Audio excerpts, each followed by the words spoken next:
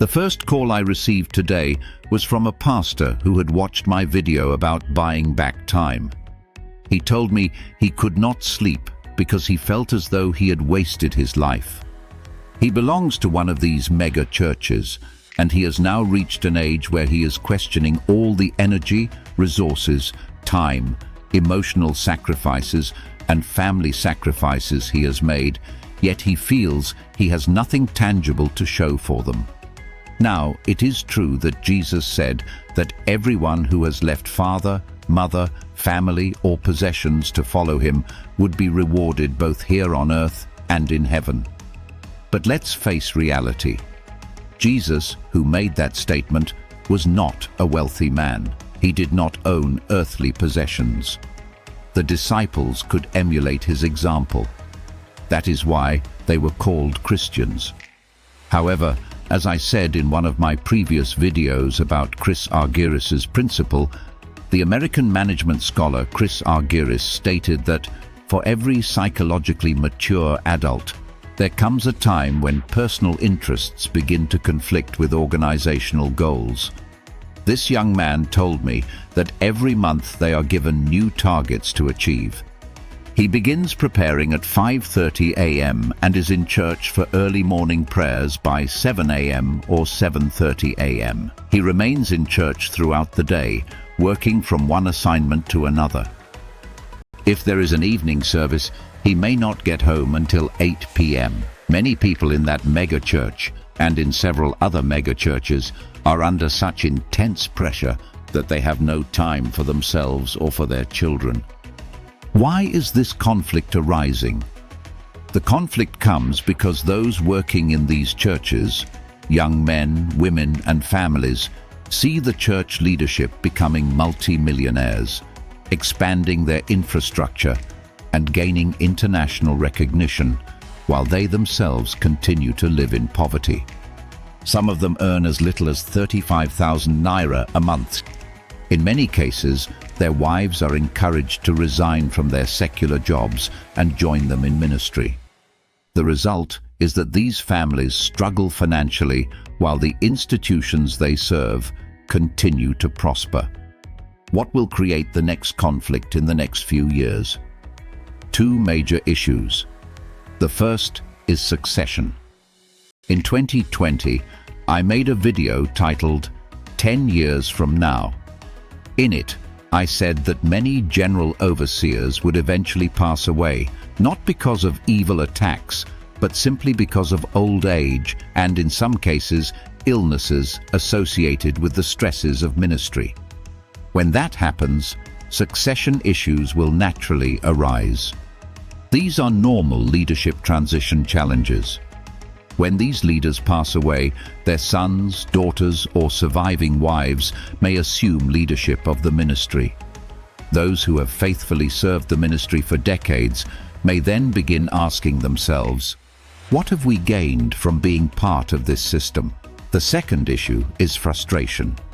Young ministers will watch the children of these general overseers prosper, succeed, and even establish ministries of their own, while they themselves have little or nothing to show for years of faithful service.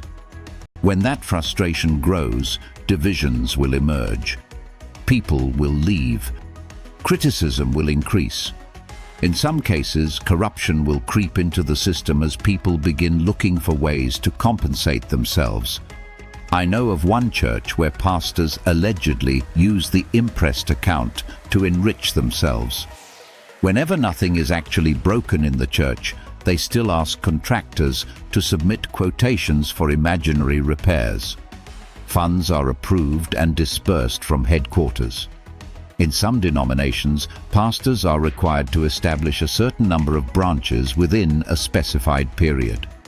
Some report opening new branches and receive funds from headquarters, but they do not spend the money as reported. Today, some of these branches are no longer financially viable. They cannot pay pastors' salaries, so the young pastors who pioneered them are removed and replaced with volunteers. Those young pastors become frustrated. Let me tell you one simple truth. I belong to a denomination. I do not run my own church. I tried doing so, realized it was not the path I wanted to pursue, and handed it over. Today, I am simply a member of that same denomination. As a young person, God created you for a purpose. You must discover that purpose. Whether you belong to a denomination or not, do not allow unemployment or hardship to push you into becoming a pastor. Find the reason God created you. You can remain in a denomination while fulfilling your God-given assignment. I am a member of Church of God Mission. The church I originally started now uses my building. I do not compete with my pastor for opportunities to preach. I do not derive my relevance from standing behind a pulpit. I am proud to be a member of Church of God Mission, and the church is proud of me. It is my productivity, personal development, and contribution to society that led them to invite me to speak to about 4,000 pastors during the Balm of Gilead program. It is that same productivity that continues to earn invitations to speak to different groups within the church. So develop yourself. Earn a master's degree. Pursue a PhD if necessary. Build valuable skills so you are not dependent on a salary of 50,000 naira, 100,000 naira, or even 200,000 naira a month. Develop streams of income outside ministry. I no longer encourage what many call full-time ministry when it leaves people financially stranded. It becomes full-time ministry. How will you train your children? How will you build your own house? You help build churches everywhere, yet you do not own a house yourself. You remain a tenant, dressed in a suit and tie, standing behind the pulpit proclaiming, "This is the year of this and that." My friend, sit down. Reevaluate your life. Plan your future. Invest in yourself. Otherwise, your children may look back with resentment because you sacrificed everything without providing them with a secure future. Do not become overly fascinated with titles such as district overseer, regional overseer, or presbyter. Build your personal life outside church. Even those in the orthodox denominations should not retire as venerable only to become vulnerable. I recently met a retired senior pastor who wanted to teach in my school. He had spent 40 years serving his denomination, expecting the rapture to happen soon. But the rapture had not occurred, and now, in old age, he was struggling to make ends meet. Young pastor, I ask you, 10 years from now, how old will you be? Do you want to pass poverty on to your children? My wife often reminds me that we must plan for the future. She has consistently encouraged us to invest in ourselves because there will come a time when invitations to preach may reduce. That advice shaped our lives. Today, even if people stop inviting me to preach, we will not go hungry because we planned ahead. Through this phone alone, I reach people all over the world.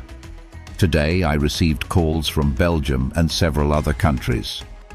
Pastor, elder, deacon, lay leader, standing committee member, parish committee member, or anyone serving in the church.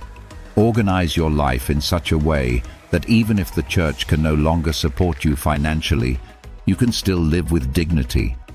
Do that, and you will never have cause to complain.